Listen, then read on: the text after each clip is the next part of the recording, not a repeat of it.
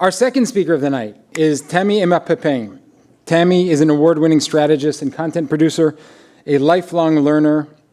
She's the founder of a new agency called Un peu plus loin, which translates to a little bit further, a creative services agency of multidisciplinary, multicultural, and multimedia big picture thinkers who find solutions that strengthen brand purpose and help build meaningful relationships in the digital age.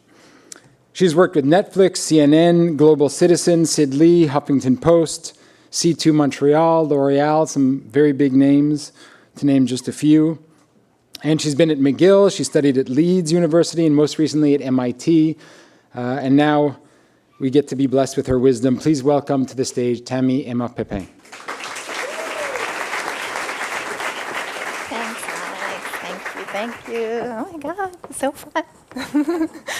All right. Guys, how do I get into the presentation? Sorry. Hi, everybody. All right. Awesome. Okay, perfect. Awesome. Well, hi, everyone. I'm really happy to be here and to be sharing with you all and to be learning also from my peers. I want to thank Max for inviting me, so thanks.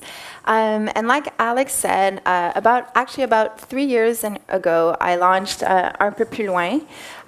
We're a small creative firm, and we're solving problems through a variety of disciplines. And after working in advertisement, in TV, and in news, both in traditional news, but also digital news, I kind of wanted to launch my own thing because I thought that there was perhaps ways to work in a more meaningful way. So that is how Un peu plus loin was born. And more specifically, I was concerned with the fact that through storytelling, I wanted to make sure that we were telling stories in a way that was uniting people, because through social media and with algorithms and with everything that we know, I felt like there was a lot more divides that were happening. And if we're talking about sustainability, one of the ways that I thought that I could apply myself and apply my skills and what I had kind of gained as an experience was how can I create an agency that is able to share stories that have a positive impact on us. So that is my guiding star, and it's through that lens that we offer services, consulting, research, creative strategy, content production, content distribution, and now campaigns and experiences. We also now do rentals. So this is my baby project. It's 2 months old. It's called Orb. It was a vision that I had. I wanted to create a space where people could come and could be themselves and they could exchange knowledge and they could hang out, because I do believe that before we get to the point of sustainability where we can talk about innovation in terms of materials, we kind of need to innovate at the level of our thinking. And to do that, we need a space where we can just kind of chill out and have space and have time to actually reflect and engage. So Orb is a multifunctional space dedicated to learning, collaborating, and sharing at the heart of Montreal's AI Research Hub. And I've been very interested in everything that's happening in Montreal, obviously, with the developments in AI. And more specifically, I found that it was interesting because the word algorithm actually comes, like a lot of the words in our language, from Arabic. And it is named after Al-Khwarizmi, who is an astronomer and the head of the Library of the House of Wisdom in Baghdad. If ever you're a Wikipedia nerd, you can check out House of Wisdom. It's a very interesting page. And what it was this place where people could come, they could read, they could exchange. There was people that were in physics and arts, like you have creative minds, you have scientific minds, and people were really trading information and learning across fields. And I felt like that was missing in Montreal, and hence Orb. And I think it's mixed also with, I wanted to create un salon. And so it's 2 months old, and so far what we offer is memberships. So it gives access to a network and to space to create. The members have access, so basically the space is 7,000 square feet. So I'm using one part of the studio. Right now our members we have photographers mainly that are there because they get to use our photography space studio, so we offer them a certain amount of hours. So people can come, they can use the living rooms, they can hang out, they can do work, but they have space to create. And it's not to say that other co-working spaces aren't good, but for me, it wasn't working for a creative person sometimes, I felt like something was missing, hence orb.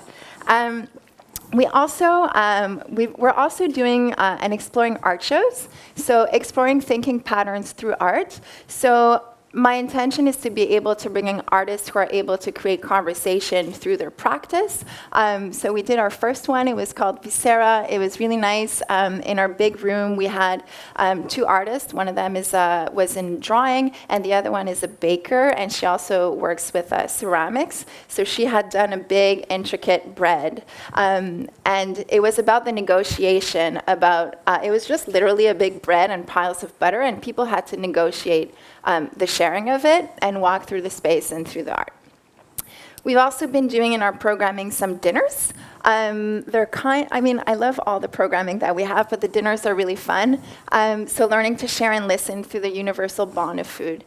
And I think in my work and in communications and with the purpose that I have with the company, I think finding the things that we all share in common is the way that we're able to really create communities that are sustainable. And food for me is just, it's something that we all need to do as human beings and that we all share. So it's something that contributes to the space as well. We've also been, we had a conversation which was called Building Bridges. Sorry, I'm kind of like out of breath. The point of the conversation, the first one was really, I didn't want to create a space where I was kind of giving the recipe already all made to the people. I wanted people to come in and to tell me what do they need, what do they want to see happen in the space as a photographer or as a graphic designer or as a multimedia artist.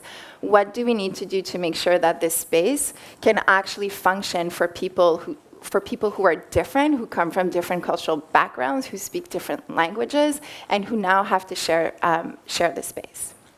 And ultimately, my greatest joy through this, it's really an experimentation with this model, but it's really to see the relationships that are taking place in this space has been really incredible this past summer.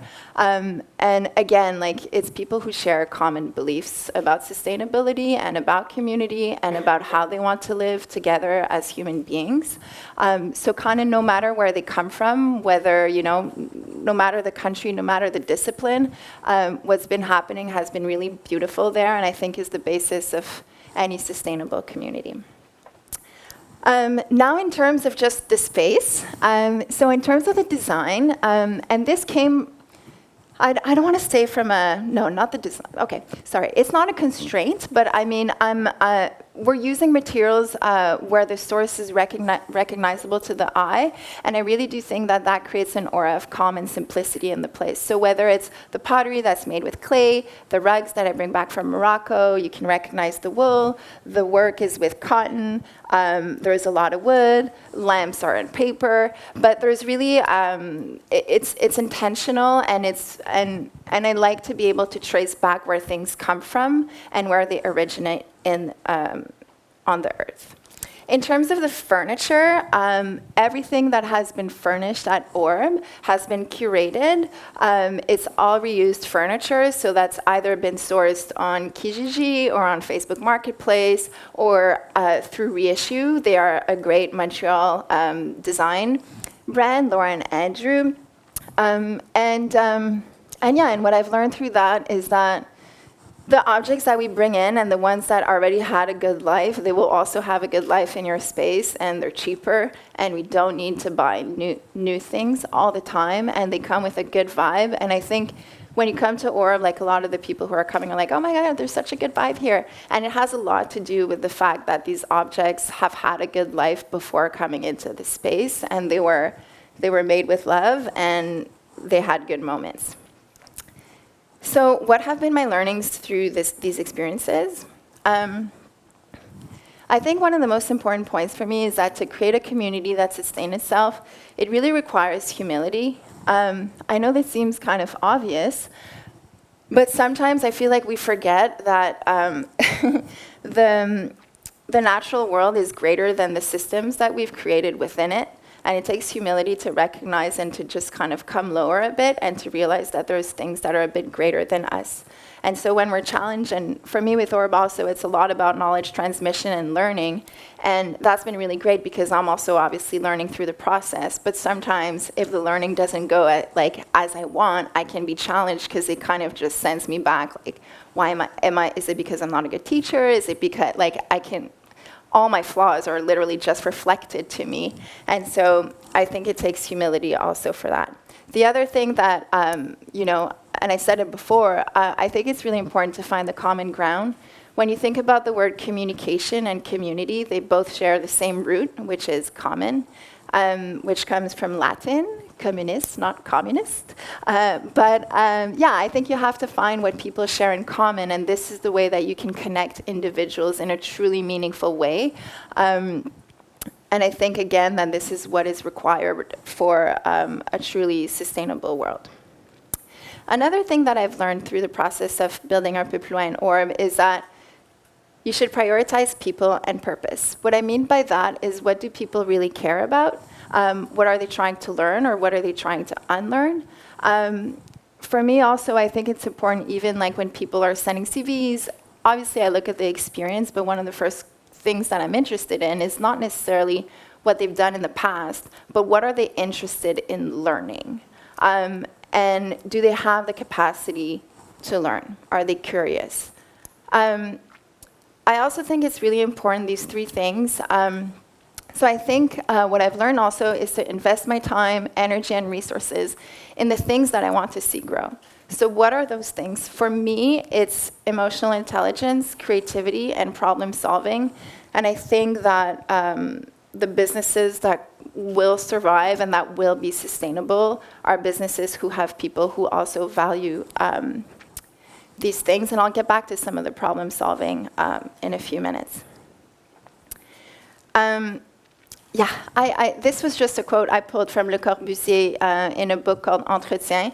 He gives his advice to students. And he says, une attention fraternelle portée à autrui. And I think that's kind of like, again, I just want to bring it back to the basis of what it takes to be sustainable. We have to genuinely care about each other. And I would then move on to probably one of the most important points also, and to Ethan's point earlier about thinking about the quality of the products. I think it's really important to think about the quality of our thinking. I don't know if you've noticed, but the same kinds of problems seem to be just happening over and over again. So there's three of those that I identify. There's the ecological divide, which is between nature and self. We have the social divide, so that's the divides that we see between others and ourselves. And there's the spiritual divide, which is a divide between self and self. And strangely, we're having a lot of difficulty to kind of solve these issues. And I think that the answer really, really is between our two ears, and it's in the quality of our thinking. I think that if we're talking about innovation, and if we're talking about innovating about materials, true innovation for me starts when we start to connecting dots in a new way. I want to make une parenthèse about how we can achieve that. I'm always rooting for diversity. And I know that we speak a lot about it, but we don't necessarily understand why it truly matters. But I think that when you have people that are looking at a problem from many different perspectives and many different walks of life, the solutions that you're able to find are just exponential, and you can connect way more dots. With the quality of thinking also comes questioning things. There would be no theory of relativity if it wasn't for always questioning. And when there's panels on sustainability, sometimes I'm a bit, not uncomfortable, but I always feel like, someone has to speak about the economy. We're going to have to talk about it at some point, because this is the system we designed. And I'm a business owner, so I'm also navigating the same system. But how are we able to kind of not I don't want to say go extinct, but I feel like when we're talking about, again, like the planet, a lot of times we talk about, oh, the planet's not doing well, but I don't think we're realizing that the planet will survive, but it's really us. It's our future that we need to be taking care of. I was also wondering if some of you knew the meaning of the word economy. Anyone? Okay. Well, economy means house management. When you look at the etymology of what the word really means, so it comes from French économie, from Latin economia, from ancient Greek oikonomia, I hope I'm saying this well, which literally translates to the root, so oikos means house, and nimen means manage. So I find that interesting, and I'm always interested in the roots and the meaning of words because I find it super revealing. And in this case, for me, it was just like, wow, okay, the economy has never been so well. There's so much capital. It's doing so well. And yet, we're managing the house poorly. So what does that mean, and what can we do about it? Okay, sorry, guys. I'm getting there. Right. Okay. So I think that if we... here's a quote that I think is interesting and really applies also to a lot of the learning. I spent a lot of time in nature. My father was an agronomist. And going back to this notion again of humility, I think that a lot of the solutions in terms of design are really to be found in the natural world. And so perhaps some of our problems, if we look at the knowledge from nature, we'll be able to find ways forward. I also wanted to share with you my experience going back to Morocco. So like a lot of people today that were born in Canada, my mom is Moroccan, my father is French-Canadian, and there is an increasingly big number of us that are going back to the countries that our parents once left. And I think that there's a lot of solutions that can actually be found in countries that we might have disregarded, or the Western world sometimes thinks maybe there's no solutions to be found in civilizations that are a bit more ancient. Actually, in Morocco, 2 years ago, they found the oldest fossil for a Homo sapien was found in Morocco, dating 300,000 years old. There's been life in that part of the world for a long time, and it still sustains itself. So I think that there's a lot to learn from some other countries. And I think for me, going back and exploring Morocco, and for me, it was through rugs at first. It was kind of like I saw it as a canvas for storytelling in regions in the mountains, but there was so much intelligence from the women and from how people lived together and how they shared and how they ate and how they cultivated food. It's been a humbling experience and a major learning experience for me, and I think that we have a lot to learn here in the Western world from other countries learning from ancient traditions. And a few final tips that I want to give you come actually from a project that we did last fall with the London School of Economics.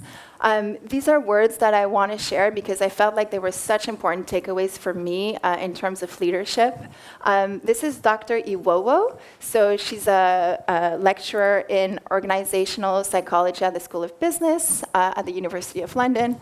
And she said this, and it really stuck with me. She said, when we say leadership, there is this focus on the leader. What we're talking about the leader all the time.